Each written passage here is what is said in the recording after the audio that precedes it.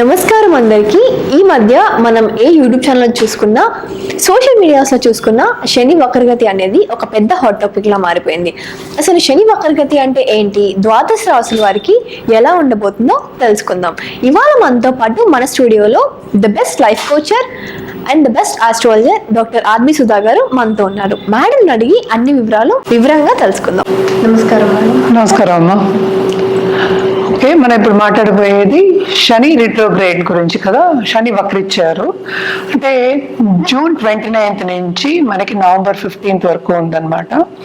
శని వక్రిచ్చినప్పుడు అసలు శని వక్రం అంటే ఏంటి అనేది ఫస్ట్ తెలుసుకోవాలి. శని వక్రం అంటే సన్ నుంచి దూరంగా వెళ్ళినప్పుడు, యాంగ్లింగ్ అన్నీను ఆర్బిట్ లో తిరుగుతున్నప్పుడు, ఆల్మోస్ట్ 9th house లో ఉన్నప్పుడు వక్రం అనేది జరుగుతుంది. వక్రగతి అనేది మనకి 5 planets కి ఉంటుంది అనమాట. రాహు కేతు, మనకి తెలిసిన విషయం ఏంటంటే 9 గ్రహాలు ఉన్నాయి, అలాగే 12 రాశులు ఉన్నాయి. కానీ ఏంటంటే అన్ని గ్రహాలు మనకి సన్ చుట్టూవే ఆర్బిట్ అవుతూ ఉంటాయి అన్నమాట. సో ఈ ఆర్బిట్ లో రెవల్యూషన్ చేస్తున్నప్పుడు అంటే ఏంటి, తిరుగుతున్నప్పుడు ఏంటంటే సన్ నుంచి దూరంగా వెళ్ళినప్పుడు అన్ని ప్లానెట్స్ అంటే 5 planets కి వక్రగతి అనేది ఉంది. సన్ కి వక్రగతి లేదు, మూన్ కి వక్రగతి లేదు, రాహు కేతు ఎప్పటికీ వక్రగతి ఉంటుంది. ఇవన్నీ సన్ నుంచి దూరం మిగతా 5 planets ఏమేమిటి, గురు, శని, కుజుడు, మళ్ళా వీనస్, మళ్ళా మెర్కురీ అంటే శుక్రుడు, మళ్ళా బుధుడు, ఇవన్నీ సన్ నుంచి 1 డిగ్రీలో దూరంగా వెళ్ళినప్పుడు ఏమవుతుందంటే వక్రగతి అంటాం. దాన్ని ఎలా చెప్పాలి అంటే ఏంటంటే, మనకి ఒక ట్రైన్ స్టేషన్ ఉంది. ట్రైన్ స్టేషన్లో 2 ట్రైన్స్, మనం ఒక ట్రైన్లో కూర్చుని ఉన్నాము, అది కొంచెం స్లోగా స్టార్ట్ అయింది, పక్క ట్రైన్ ఏమో ఫాస్ట్గా వస్తుంది అనుకుందాం.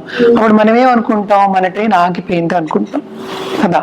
అది ఆగిపోయింది అనుకున్నప్పుడు ఏంటంటే అలాగే ఇవి కూడా తిరుగుతూ ఉన్నప్పుడు కొంచెం దాని రెవల్యూషన్ కానీ లేకపోతే ఆర్బిట్లో తిరగడం కానీ కొంచెం ఆపినప్పుడు వక్రగతి అంటారు అనమాట. అది కంప్లీట్గా వక్రగతి అంటే వెనకాతలో చూడడం అనేది కాదు, అది కొంచెం స్పీడ్ తగ్గింది అని చెప్పడానికి వక్రగతి అంటాం. ఇప్పుడు శని వక్రగతి ఎన్ని రోజులు ఉంటుంది? జనరల్గా అయితే మనం చెప్పేది ఏంటంటే 3 నెలలు చెప్తాము. ఈసారి 138 రోజులు వచ్చింది.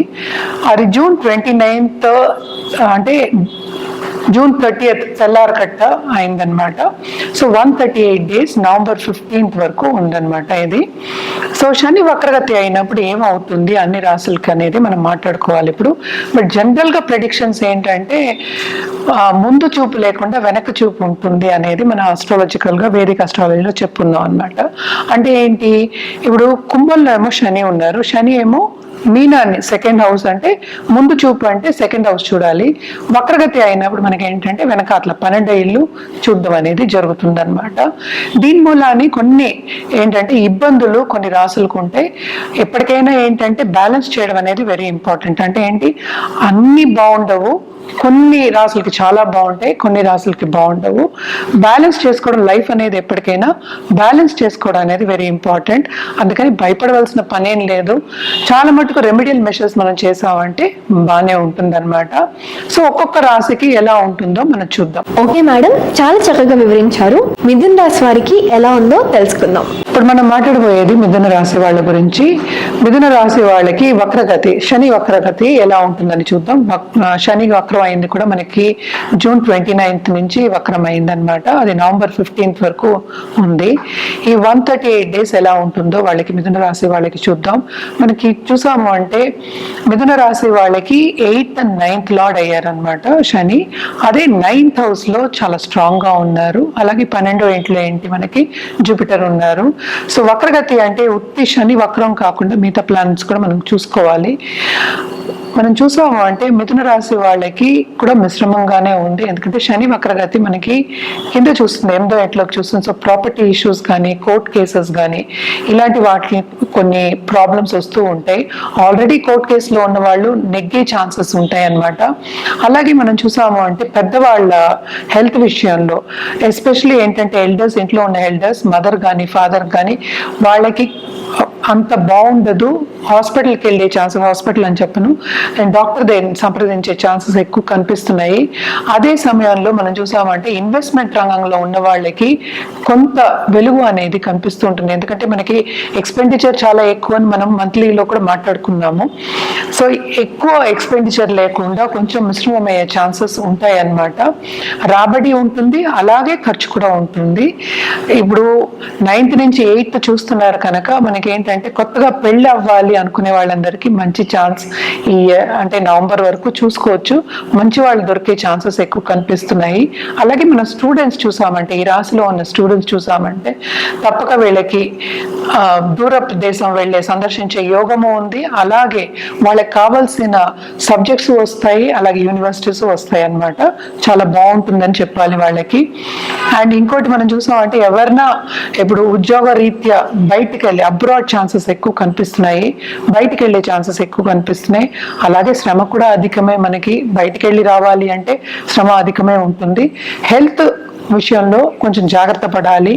అలాగే దాంపత్య జీవితంలో ఇప్పుడు ఆల్రెడీ పెళ్ళైన వాళ్ళు ఉంటారు, వాళ్ళతో కూడా కొంచెం సన్నిహితంగా ఉండాలి, అంటే అర్థం చేసుకుని ముందుకు సాగాలి వీళ్ళు అని చెప్పడం జరుగుతుంది అనమాట.